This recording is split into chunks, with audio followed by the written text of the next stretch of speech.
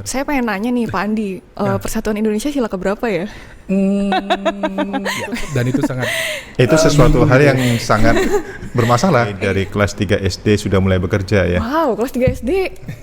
Kelas 3 SD ngapain Pak Andi? saya masih di parit mungkin lagi ngapain gitu ya. Cari ikan. Cari ikan gitu ya. Ya, yang paling rendah, memang down sekali itu memang pada saat ini. Wow, 10 tahun Jadi ya? 10 tahun untuk Biasa. berjuang itu sendiri. Di balik semua hal-hal buruk yang terjadi kepada kita Ya, gitu benar Pak sekali. Andi ya.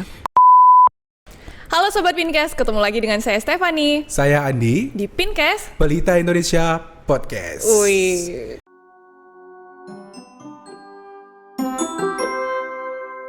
Kok kita berdua ya hari Kembali lagi ya, berdua lagi. setelah sekian episode ya? Benar sekali. Ini kita ngapain ya di sini Bun ini? Kita mau duet kayaknya. Nyanyi gitu ya, oke. Saya Afgan, ini Rosa kali ya gitu. Ya.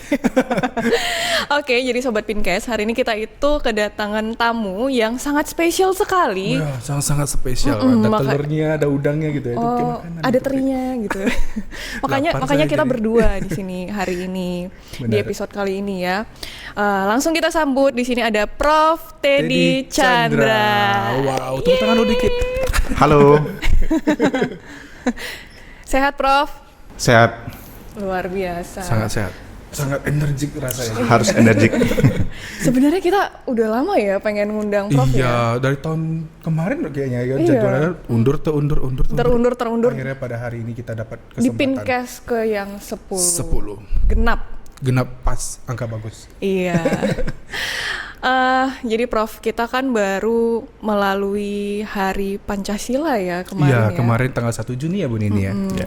Tanggal 1 Juni. Kita mau ngobrol-ngobrol nih tentang Pancasila. Menurut Prof sendiri, kira-kira konsep Pancasila itu seperti apa? Sebenarnya kalau kita perhatikan Pancasila, mungkin kita sudah sejak dari SD ya, sudah pernah belajar Pancasila. Pancasila itu kan merupakan satu falsafah hidup bangsa Indonesia ya. Nah, kalau kita lihat sebenarnya kalau dulu Pancasila itu sebenarnya bukan untuk dipelajari benar, kalau apalagi untuk di kuliah bukan harus dipelajari, bukan harus dihafal.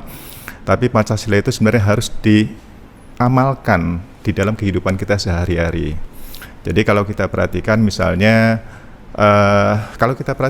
pada waktu kita melihat di kuliah, kita kalau misalnya kita hanya belajar menghafal itu tidak diamalkan, itu percuma. Contohnya pada waktu kita awal kelas bagaimana kita berdoa dulu, itu merupakan salah satu pengamalan dari Pancasila itu sendiri, terutama di sila pertama yaitu ketuhanan yang Maha Esa. Itu merupakan pengamalan yang pertama sekali yang harus kita tetapkan di kampus Pelita Indonesia di sini. Oh, luar biasa ya. Benar Artinya sekali. kita harus mempraktekkan ya gitu ya, Prof. Iya, jadi itu harus diamalkan, harus dipraktekkan. Itu sama dengan agama, itu harus kita praktekkan. Kalau kita hanya menghafal tanpa kita praktekkan itu percuma. Itu harus betul-betul kita praktekkan itu. Kurang dari arti Pancasila kalau tanpa dipraktekkan ya Prof Iya. ya berarti ya. Mengenai tentang Pancasila nih Prof, kita ingin bertanya soal tentang pendidikan. Pendidikan ini kan kita tahu salah satu bentuk realisasi dari konsep namanya Pancasila. Menurut Profesor gimana? Sebenarnya kalau kita melihat dari konsep pendidikan itu sendiri, pendidikan itu mempunyai 3 unsur penting dalam pendidikan, yaitu kognitif, kemudian psikomotorik, yang ketiga adalah efektif. Kalau misalnya kognitif, itu lebih banyak itu mengasah ke intelektualnya, bagaimana kita bisa mengasah ke pengetahuan dari mahasiswa, dari anak didik kita sendiri. Kemudian kalau psikomotorik itu lebih banyak kita mengasah ke keterampilan mereka, bagaimana mereka bisa lebih terampil dalam menggunakan misalnya penggunaan komputer segala macam itu adalah unsur keduanya. Kemudian unsur ketiga dari pendidikan itu adalah efektif. Di sini kalau di pendidikan tinggi terutama itu lebih dikenal dengan namanya soft skill. Nah, sebenarnya Pancasila itu sendiri lebih ditekankan pada soft skill ini. Bagaimana supaya mahasiswa betul-betul bisa mengamalkan Pancasila itu sendiri dalam kehidupan dia sehari-hari, terutama di kehidupan kampus. Misalnya bagaimana mahasiswa bisa menghargai dosennya, bagaimana mahasiswa bisa menghargai seniornya, bagaimana mahasiswa bisa tidak pilih kasih, bagaimana dosen juga sama, dosen tidak pilih kasih, tidak ada diskriminasi seperti itu, karena itu merupakan salah satu sila kita, itu persatuan Indonesia itu kan. Iya. Nah, Benar disinilah sekali. yang harus kita tekankan, bagaimana Pancasila itu betul-betul kita terapkan, terutama di kampus, khususnya Pelita Indonesia. Iya. Benar-benar. Saya pengen nanya nih Pak Andi, Persatuan Indonesia sila keberapa ya? Sepertinya saya lupa. Nah ini nih, bahkan sebenarnya banyak sekali orang-orang di luar sana mungkin yang kalau kita tanya ini sila kelima apa, sila keempat apa, mereka mungkin Ya banyak yang nggak tahu Banyak gitu ya, nggak orang tahu. nggak hafal gitu ya kan, sehingga sudah nggak hafal nggak bisa menerapkan lagi ya tentang sila-sila tersebut. iya. Nah tadi Prof kan menyinggung tentang pendidikan yang bisa dibagi menjadi 3 ya. Ya, Dan tadi katanya yang terakhir itu ke soft skill ya Prof soft ya. skill, efektif soft skill. Apakah itu lebih ke pendidikan karakter? Ya, memang ke pendidikan karakter. Kalau seandainya kita hanya berfokus pada pendidikan intelektual, kognitif, dan pendidikan psikomotorik, itu keterampilannya, rasanya ada sesuatu yang kurang, terutama untuk menghadapi hubungan antar manusia, hubungan antar sesama, itu akan bermasalah. Maka itu diperlukan satu pendidikan, yaitu pendidikan khusus, yaitu soft skill-nya di sini, pendidikan karakternya. Karena bagaimanapun kalau kita ke tempat kerja, di dunia kerja, ataupun misalnya kita di wirausaha misalnya, itu selalu menekankan pada soft skill itu sendiri. Hubungan antar sesama teman, hubungan antar sesama rekan bisnis, itu semuanya adalah di soft skill-nya. Tanpa soft skill yang bagus, kita akan dijauhi oleh teman-teman kita di situ. Benar, setuju sih ya Saya Pak setuju Andi ya. sih. Nah gini Prof, kan pendidikan karakter itu berarti sangat penting sekali ya. Cuma saya pengen tahu nih, kita pengen tahu, menurut Prof pendidikan karakter di Indonesia itu sekarang sudah sampai tahap apa sih? Karena kita ngelihat gini loh, anak-anak yang masih umuran SD, bahkan generasi-generasi milenial sekarang, mereka itu kan gampang terekspos dengan TikTok. Ya, media kan? sosial ya. Iya, medsos dengan TikTok, YouTube, yang dimana isinya itu Sudah melewati batas gitu ya. iya, kita nggak bisa mengontrol isinya itu apa-apa aja, dan mereka itu banyak terekspos yang seperti itu. Apakah pendidikan karakter generasi muda saat ini ada masalah atau gimana menurut Prof? Baik, memang sebenarnya kalau kita perhatikan kondisi saat ini dengan perkembangan teknologi ya, terutama sejak pandemi ini, teknologi kan berkembang sangat cepat sekali, itu mengakibatkan adanya perubahan budaya, yaitu awalnya kita budaya itu lebih banyak budaya hubungan langsung, yaitu luring. Nah sekarang kita lebih banyak hubungannya justru hubungan daring. Nah akibat dari hubungan daring ini memang ada sedikit masalah ya. Salah satu permasalahannya kita lebih care itu terhadap alat, tidak terhadap sesama. Ini jadi masalah memang. Maka itu ada baiknya memang di dalam pendidikan, ya khususnya mulai dari pendidikan dasar, itu betul-betul harus ditekankan mengenai pendidikan karakter ini. Karena bagaimanapun pendidikan karakter ini bukan sesuatu yang instan, yang harus kita lakukan dalam waktu cepat, dekat, tidak. Tapi itu adalah sesuatu yang jangka panjang. Ya semakin lama itu adalah kebiasaan ya. Kita untuk membuat satu kebiasaan itu tidak bisa, hanya dengan 1 semester itu sudah bisa diterapkan, enggak. Iya. Ini adalah satu kebiasaan, membentuk satu kebiasaan itulah yang diperlukan di situ. Mulai dari TK, SD, itu kita betul-betul menekankan situ. Bukan menghafal Pancasila, bukan menghafal karakter itu sendiri, tetapi justru kita menerapkan. Nah, untuk menerapkan bagaimana? Salah satunya adalah guru harus mencontohkan, memberikan contoh. Contoh akan lebih baik daripada kita meminta orang untuk melakukan itu. Benar, iya.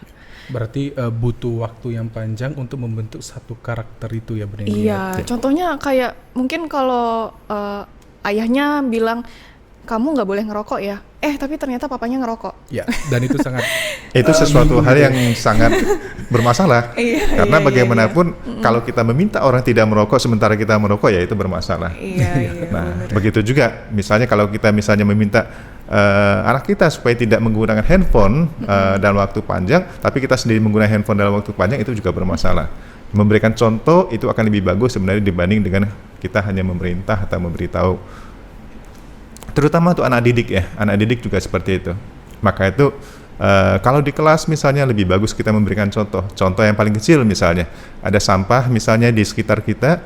Nah kalau kita sebagai dosen, sebagai guru, sebagai pendidik, kita membuang dulu itu memberikan contoh kepada anak didik kita supaya bisa memberikan nuansa yang bersih di lingkungan masing-masing di sini. Dan pada intinya kita harus mulai dari diri kita sendiri. Mulai dulu ya? dari diri kita sendiri. Iya, bener. Benar, setuju sekali. Begini Prof, kita kembali lagi kalau kita berbicara soal Pancasila. Pancasila ini erat sekali dengan namanya nasionalisme, benar ya Prof ya? Ya. Menurut Prof, kontribusi untuk anak muda sekarang di Indonesia itu bagaimana? Yang paling penting kita menyesuaikan dengan kondisi kita saat ini. Misalnya untuk anak muda, kalau misalnya kita sedang kuliah, ya berarti kita harus betul-betul kuliah, memberikan menunjukkan satu prestasi yang luar biasa kepada masyarakat, kepada orang tua, keluarga kita, masyarakat maupun kepada dunia bahwa memang kita bisa. Itu merupakan salah satu bentuk nasionalisme yang bisa kita tunjukkan. Begitu juga misalnya kalau misalnya kita sebagai dosen, bagaimana kita bisa memberikan kontribusi kepada bangsa Indonesia ini untuk menunjukkan nasionalisme kita, yaitu kita harus memberikan pendidikan yang terbaik kepada bangsa Indonesia ini, kepada anak didik kita. Begitu juga kita juga bisa menunjukkan, memberikan misalnya penelitian-penelitian terbaik yang bisa kita publish dengan baik, sehingga itu bisa dibaca oleh seluruh orang di dunia ini. Itu menunjukkan bahwa menunjukkan Indonesia merupakan masyarakat yang ilmiah, yang betul-betul bisa berkualitas begitu. Oke. Prof, kalau misalnya nih dia kuliahnya di luar negeri, Ya. salah nggak? Ya, benar sekali. Sebenarnya kalau kuliah di mana saja sama saja. Yang paling penting kita bisa menunjukkan bahwa setelah kita kuliah di luar negeri, kontribusi kita tetap akan di Indonesia sendiri. Di itu Berarti dia. penerapannya nanti ke depannya bagaimana gitu ya Prof? Jadi kalau misalnya kita kuliah di luar negeri, nanti setelah pulang di Indonesia kita bisa memberikan kontribusi lebih kepada bangsa Indonesia, bisa memberikan misalnya pendidikan lagi ke anak-anak yang berikutnya, bisa memberikan penelitian yang lebih baik untuk bangsa Indonesia ini. Itu merupakan salah satu wujud dari nasionalisme yang bisa kita tunjukkan sebagai anak muda di sini. Berarti Bu Nini kuliah di luar negeri bukan berarti tidak nasionalis, berarti harus boleh kuliah di luar tapi Pulang. penerapannya di Indonesia begitu ya. Kayak memberi kontribusi lah gitu ya Benar. ke bangsa kita. Oke. Kan Prof merupakan salah satu pendiri dari Pelita Indonesia ya, Institut Bisnis dan Teknologi Pelita Indonesia. Nah, apakah dengan mendirikan Pelita Indonesia, kampus ini, itu merupakan salah satu implementasi dari Pancasila menurut Prof? Ya, jadi sebenarnya kalau untuk Pelita Indonesia sendiri ini kan merupakan lanjutan dari lembaga pendidikan kursus yang kita dirikan dulu, yaitu di tahun 1990, ya 1 Januari 1990. Pada saat itu kita mendirikan lembaga pendidikan kursus, ya lembaga pendidikan non formal.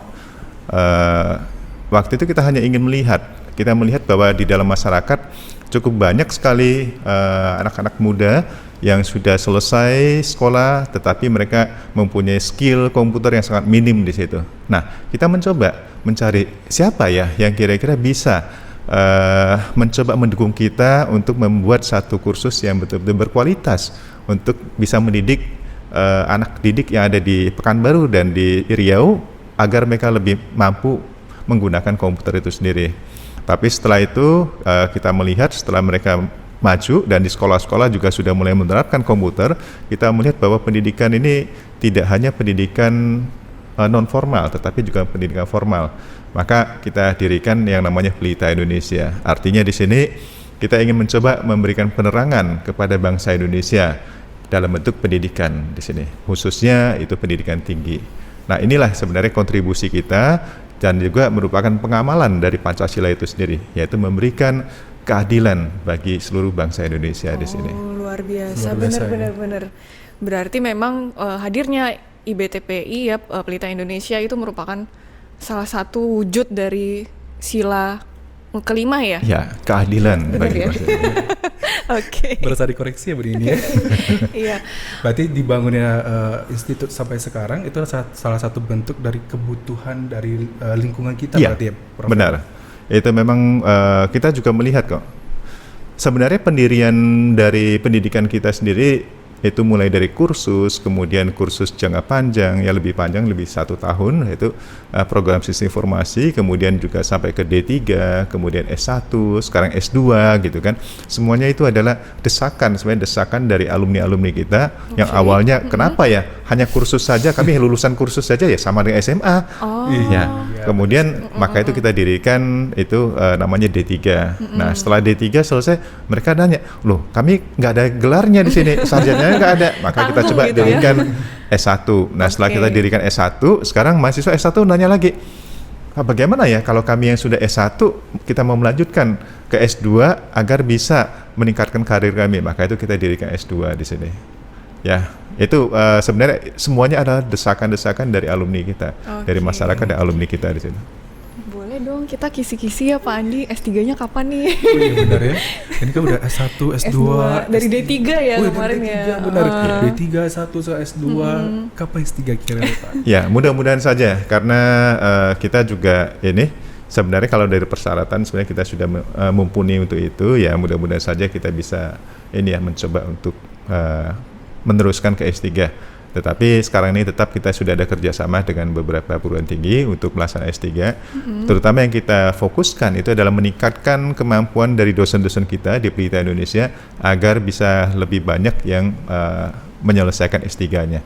Karena untuk satu lembaga pendidikan tidak hanya gedung yang megah yang sudah kita selesaikan, megah, tetapi juga kita harus melihat bahwa isinya, yaitu dosennya, itu harus mempunyai gitu ya? kualitas yang lebih. Dengan mempunyai kualitas yang lebih, gedung yang megah diharapkan lulusannya juga akan lebih bagus di situ. Berarti yang disiapkan dosennya, lalu infrastrukturnya Pak Iya. Prof ya.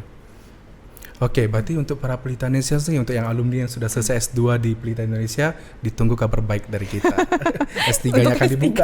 Mudah-mudahan. Amin. Amin. Oke. Prof Teddy, Prof ya berarti sudah lama sekali dong ya berkecimpung di dunia pendidikan ya. Iya. Oke. Kita pengen tahu nih, apakah memang dari dulu Prof itu sudah ada cita-cita untuk menjadi seorang pendidik? Maksudnya dari kecil, aku dulu kan kalau kecil ya kayak aku pengen jadi astronot gitu ya. Iya, jadi bisnismen atau gimana Iya gitu. Apakah dari dulu waktu ditanya Prof Teddy mau jadi apa? Guru gitu. Apakah seperti itu? Kayaknya agak jarang kayak gitu kalau ditanya mau jadi guru gitu ya. Oke. Jadi sebenarnya kalau kita lihat dari awal, dari dulu, nggak pernah deh bercita-cita untuk menjadi seorang pendidik, seorang guru. Tidak pernah. Sampai selesainya S1, sebelum selesai S1 juga tidak pernah terfikirkan untuk menjadi seorang dosen, seorang guru.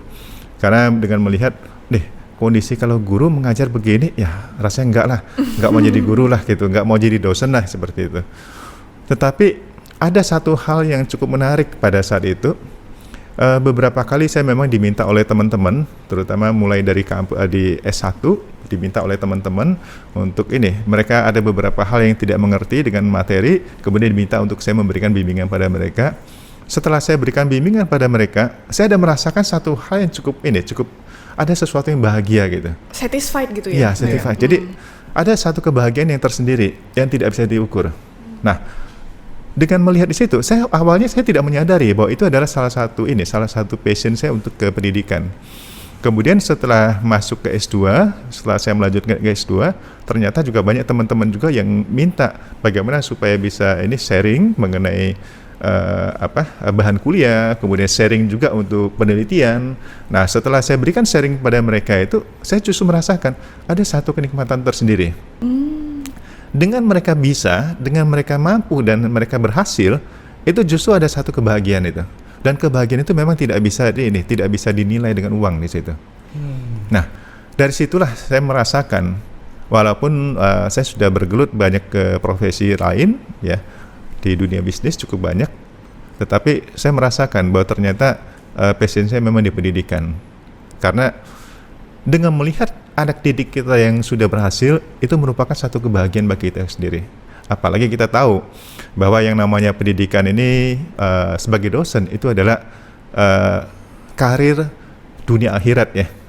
Kalau istilah karir dunia akhirat. Nah, kemudian juga sebenarnya kalau bagi ini agama itu ada yang mengatakan bahwa itu adalah satu pahala, kita bisa memberikan sesuatu pada orang lain, bisa membantu orang lain.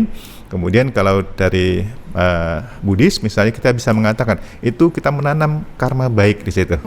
Nah, menanam karma baik itu sesuatu yang positif semuanya. Maka itu kalau kita melihat bahwa pendidikan ini sendiri sesuatu yang cukup bagus ya, yang terasa sangat bagus, yang saya rasakan. Nah, disitulah yang mendorong saya itu untuk bisa terus maju, dan itu juga yang mendorong saya itu selalu ingin mencoba untuk meningkatkan pendidikan ya. Jadi sebelumnya pendidikan waktu S1, terus ke S2, terus ke S3 di situ kan, itu selalu dorongannya di situ. Bagaimana supaya kita bisa lebih tahu dibanding orang dan kita bisa sharing pada orang lain. Bukan nilai uang yang dinilai di sini, tetapi justru kebahagiaan itu adalah perasaan orang yang sudah berhasil itu yang beda. Wow, itu namanya passion ya Pak Andi ya, luar Dan biasa. passion itu bisa dibentuk dari waktu berjalan, dari senang atau tidak kita menjalankan, jadi kita bisa langsung menerapkan hal itu, berarti Pak Prof. Iya. Berarti memang nggak dari awal pengen jadi pendidik gitu ya Prof? Ya. Malah awalnya dulu saya berpikir saya akan menjadi seorang pegawai bank. Waduh, nggak kebayang. Karena teller atau gimana gitu ya. Karena dulu pada waktu saya SMA saya justru melihat ada salah satu teman orang tua yang kerja di bank, waktu itu masih di Bank Exim, cukup tekun, beliau cukup tekun pada waktu itu dan kehidupannya juga cukup lumayan begitu kan. Nah, itu merupakan satu pendorong saya untuk bisa mempelajari akuntansi pada waktu itu. Dulu namanya bukan akuntansi, masih tata buku ya. Saya pelajari di situ. Nah, itulah yang mendorong saya. Waktu itu saya walaupun sudah ditunjuk untuk masuk ke IPA di SMA, tapi saya nggak mau. Saya tetap akan masuk di IPS. Kenapa IPS? Karena di IPS baru bisa belajar tata buku, belajar hitung dagang dan seterusnya. Nah, saya melihat cukup banyak hal-hal yang cukup positif dan menyenangkan dengan belajar tata buku itu semuanya. Dengan angka-angka seperti itu cukup menyenangkan gitu. Nah, sampai juga di kuliah saya juga masuknya waktu itu saya juga mau ke akuntansi.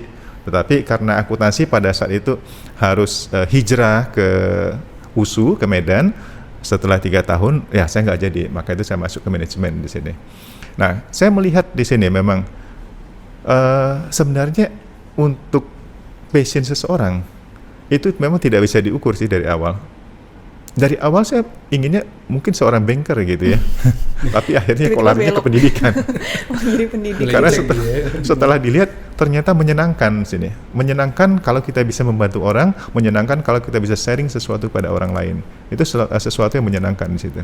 Soal tentang jenjang pendidikan nih Prof. Kita bisa lihat banyak fenomena-fenomena sekarang ini, mahasiswa tuh kalau sudah selesai S1 ya udah gitu ya. Udah deh gitu, ngapain saya lanjut lagi gitu kan. Ini mengenai tentang jenjang pendidikan Prof nih, kan udah sampai profesor sekarang ini. Motivasi terbesar Prof bisa sampai ke posisi profesor itu gimana sih? Sebenarnya kalau untuk pendidikan itu sendiri itu tergantung pada kita. Jadi kita bisa melanjutkan itu harus punya motivasi memang. Nah, salah satu motivasi saya untuk melanjutkan pendidikan itu adalah supaya saya bisa tahu lebih banyak. Nah, dengan tahu lebih banyak, otomatis saya bisa memberikan sharing pada orang lain di sini. Kalau misalnya saya sendiri tidak tahu, bagaimana saya bisa sharing pada orang lain gitu kan? Jadi kalau misalnya kita sebagai seorang dosen, tapi kita tidak mau melanjutkan pendidikan, memang itu sesuatu yang bermasalah.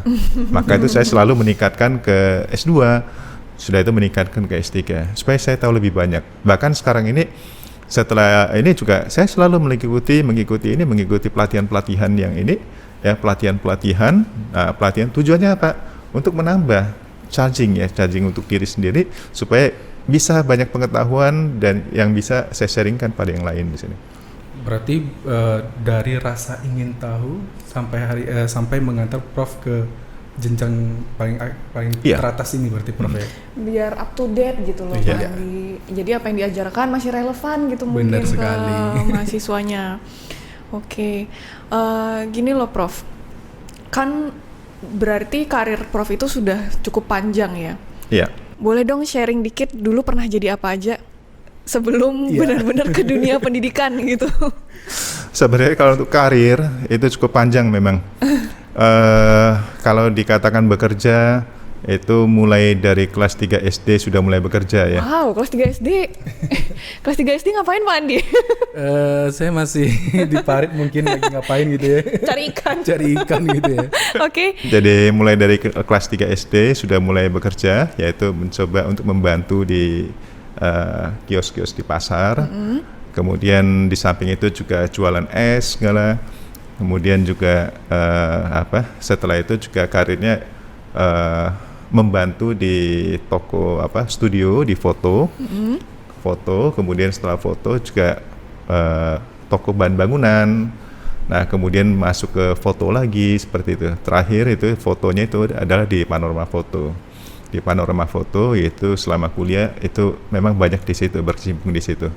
Sehingga kalau untuk kerja memang mulai dari SD dan itulah yang membuat diri saya menjadi mandiri di situ ya. Kemudian setelah itu baru mendirikan Stephen Computer ya. Stephen Computer waktu itu Stephen Computer College ya itu. Kita franchise dari Jakarta. Kemudian di samping itu kita juga ada jualan komputer, kemudian juga ada jualan barang-barang lain termasuk alat kesehatan segala macam itu. Nah, semua ini banyak sekali pengalaman-pengalaman yang didapatkan. Kemudian pengalaman-pengalaman itu justru menambah wacana diri saya sendiri, wawasan diri saya sendiri, sehingga itu bisa diterapkan di dalam perkuliahan yang diberikan kepada mahasiswa di sini. Ada nggak Prof momen di mana Prof itu merasa paling rendah atau paling sulit lah ketika berkarir selama ini? Ya, yang paling rendah, memang down sekali, itu memang pada saat ini pengajuan guru besar ya. Itu paling down itu. Pengajuan guru besar, karena sebenarnya pada waktu itu saya sudah mengajukan. Awalnya saya tidak pernah bermimpi untuk mengajukan guru besar, profesor. Saya malah pada waktu selesai S3, saya malah tenang-tenang, tidak apa-apain gitu. Kemudian oleh dosen saya sendiri dari Brawijaya, Prof. Jumila, mendorong agar saya mengajukan guru besar. Saya katakan untuk apa? Saya nggak perlu lah. Toh gelar juga saya nggak perlu, gitu kan. Saya jarang pakai gelar kok di situ.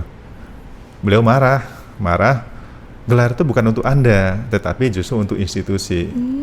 Jadi untuk institusi. Maka setelah saya pikir-pikir, benar juga ya, kalau misalnya untuk institusi, kenapa tidak diajukan? Kalau untuk saya sendiri, untuk apa saya pakai? Saya juga jarang pakai kok. Malah kalau misalnya ada kartu nama atau apa, saya juga jarang pakai. Gelar-gelar itu semua nggak pernah saya pakai, hanya nama saja, cukup nama saja, seperti itu. Nah, setelah diminta itu, maka saya coba untuk ajukan lebih kurang tahun 2010. Banyak sekali hambatan-hambatannya, memang cukup banyak hambatan-hambatannya yang ditemui, sampai terakhir memang betul-betul disetujui dan dikeluarkan itu tahun 2020 ya, itu baru disetujui. Wow, 10 tahun. Jadi ya? 10 tahun untuk berjuang itu sendiri. Tetapi saya merasakan bahwa 10 tahun yang saya berjuang itu sebenarnya itu merupakan satu cobaan yang diberikan, dan cobaan itu sendiri memberikan banyak tambahan pengetahuan bagi saya sendiri. Walaupun itu saya sempat terpuruk di situ, tetapi saya merasakan banyak sekali pengalaman-pengalaman berharga yang didapatkan dari situ. Salah satunya, saya tidak akan kenal dengan Scopus, saya tidak akan kenal dengan penelitian-penelitian yang berkualitas seperti itu kalau saya tidak dibuat seperti ini. Jadi kalau misalnya dulu mungkin 2010 saya sudah disetujui atau 2012 sudah disetujui, mungkin sekarang ini saya tidak akan kenal banyak dengan penelitian-penelitian berkualitas seperti itu. Jadi kayak blessing in disguise gitu ya. Ada benar. Sesuatu hal yang ternyata memang sudah direncanakan oleh yang di atas, dibalik semua hal-hal buruk yang terjadi kepada kita gitu, Pak Andi ya. Dan membuat saya takjub, 10 tahun Bu Nini. Saya kerja di rumah udah selesai. Iya, kamu kerja di rumah udah selesai. Sudah selesai. Wow. Oke. Berarti butuh waktu yang sangat panjang ya untuk menghasilkan profesor tersebut ya. Ya, jadi memang Mungkin ya karena tidak tepat waktu pada waktu itu ya. Sebelumnya memang prosesnya tidak begitu sulit, tetapi karena waktu saya masuk pas ada perubahan-perubahan. Oke. Perubahan-perubahan Iya, peraturan. iya. Akibatnya ya saya kena terus. Jadi saya rubah, belum sempat ngikuti, tahu-tahu udah berubah lagi gitu. Nah, itulah yang membuat akhirnya jadi berlarut-larut seperti itu.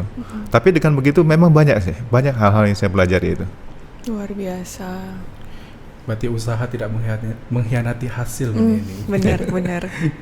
Oke, saya masih penasaran nih Bu Nini sama poin tentang pendirian Pelita Indonesia ini. Kita tahu Pancasila itu kan konsepnya beragam ya Bapak ya. Yeah. Salah satunya tentang pendidikan gitu. Kira-kira kenapa sih Pak harus pendidikan gitu Pak? Kenapa harus itu gitu Pak? Kenapa implementasi Pancasila itu Iya, selain harus dari di tadi kan pendidikan? Bapak bilang tentang kebutuhan gitu ya, dari tuntutan dari alumni. Tapi Yeah. dasarnya itu apa Pak? Jadi kalau kita lihat dari ini karena kita melihat dari pendidikan kursus sih pada waktu itu. Karena di pendidikan kursus kita melihat sepertinya tren pendidikan kursus itu sudah masuk ke decline ya, sudah turun. Nah, kita melihat bahwa pendidikan masyarakat Indonesia sudah lebih peduli dengan pendidikan formal. Nah, dari sini saya melihat bahwa kalau misalnya kita tidak mengarah ke pendidikan, khususnya pendidikan formal, kita akan ketinggalan. Apalagi di masyarakat kita itu sangat peduli sekali dengan gelar, sangat peduli sekali dengan pendidikan misalnya sarjana. Seperti sekarang ini, kalau misalnya kita kerja di bank, kalau tidak S1 itu tidak akan dilihat. Kalau kita kerja di bank, misalnya untuk peningkatan karir, kalau tidak sampai ke S2 itu tidak akan dilihat seperti itu. Nah, dengan kondisi seperti itu, saya melihat bahwa pendidikan formal ini memang penting. Maka itu kita mendirikan pendidikan formal ini, yaitu Pelita Indonesia. Awalnya saya juga memikir cukup lama, kenapa ya? Apa ya nama yang paling bagus untuk di Indonesia atau di Riau ini sendiri? Cukup lama saya pikirkan itu. Saya melihat banyak sekali nama-nama yang cukup keren di ini, ada Pelita Harapan, ya ada Prastia Mulia misalnya. Kemudian ada BINUS. Nah, kira-kira kita apa ya bagusnya ya? Nah, setelah saya pikir-pikir, saya mengambil Pelita. Itu Pelita sebenarnya saya mencontohkan dari Pelita Harapan. Itu Pelita di situ. Pelita ini sangat bagus. Sangat bagus karena itu Pelita itu sama dengan Pelita itu penerangan. penerangan. Lilin Ya, gitu ya. Lilin. Kalau kita bisa mencoba memberikan satu penerangan walaupun dengan satu lilin, itu akan lebih bagus daripada tidak sama sekali kan itu. Nah, kita mencoba, maka itu kita coba lilin, Pelita dulu satu. Pelita untuk mana? Indonesia. Kenapa tidak Pelita Riau? Kenapa tidak Pelita Pekanbaru? Tapi saya melihat kita harus mengacu kepada Pelita Indonesia. Kenapa Pelita Indonesia? Karena di sini kita melihat bahwa mahasiswa kita yang ada di sini tidak boleh didiskriminasi. Semuanya harus ini beragam. Maka itulah mencirikan pada bangsa Indonesia, yaitu Bhinneka Tunggal Ika-nya. Wah, ya benar sekali. Maka itu di Pelita Indonesia kita tidak ada diskriminasi antar suku, agama, dan lain-lain.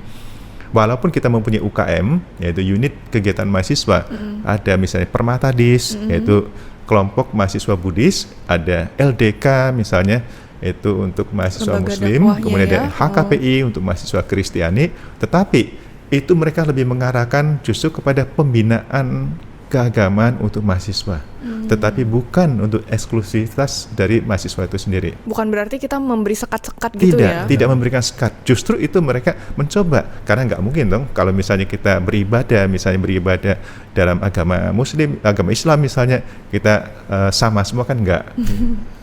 Buddhis misalnya sama semua juga nggak, pasti harus dibedakan. Tetapi semuanya tetap satu. Maka itulah kita munculkan adanya satu BEM ya. BEM ini yang akan menaungi semuanya sehingga itu kita satu. Walaupun kita berbeda, tetapi tetap kita satu. Itulah prinsip Bhinneka Tunggal Ika yang kita terapkan di Pelita Indonesia ini. Luar biasa. Iya, Namanya Pelita Indonesia, berarti menerangi Indonesia. Iya. Dalam artian juga Pelita Indonesia hadir untuk semuanya gitu ya. Dan itu sebenarnya salah satu bentuk nasionalisme juga ya, Prof ya. Iya. Memang nasionalisme itu kan tidak hanya untuk ini ya, tidak hanya berjuang seperti dulu misalnya. Medan perang gitu ya. Iya, tapi kita juga harus bisa melihat nasionalisme itu dalam bentuk ini, meningkatkan kemampuan pendidikan di Indonesia di sini. Oke, luar biasa. Balik lagi nih ke Pancasila, Prof. Ada nggak sih saran-saran ke generasi muda zaman sekarang untuk mereka bisa menerapkan konsep dari Pancasila itu sendiri? Kalau kita lihat Pancasila itu kan cukup bagus ya, itu adalah falsafah bangsa Indonesia. Nah, falsafah itu kalau bisa itu memang diterapkan. Nah, untuk bisa diterapkan untuk anak muda, mungkin akan lebih bagus kalau memang memungkinkan. Sekarang kan cukup banyak nih TikTok atau apa gitu. Iya. Nah, kalau bisa coba dibuatkan kontennya itu dalam bentuk Pancasila itu sendiri, misalnya dalam perilakunya yang menunjukkan Pancasila itu sendiri. Kalau itu bisa diterapkan, kalau dulu saya masih ingat pada waktu penataran, dulu ada namanya penataran P4 ya, P4 untuk Pancasila itu diberikan buku saku.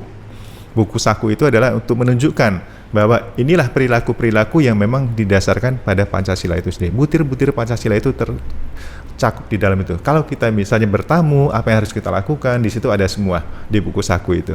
Nah, kenapa tidak sekarang kita buat? Contohnya kalau kita buat dalam bentuk komik ya, komik digital. Oke, ya. Yang lebih Udah menarik banyak ya sekarang ya.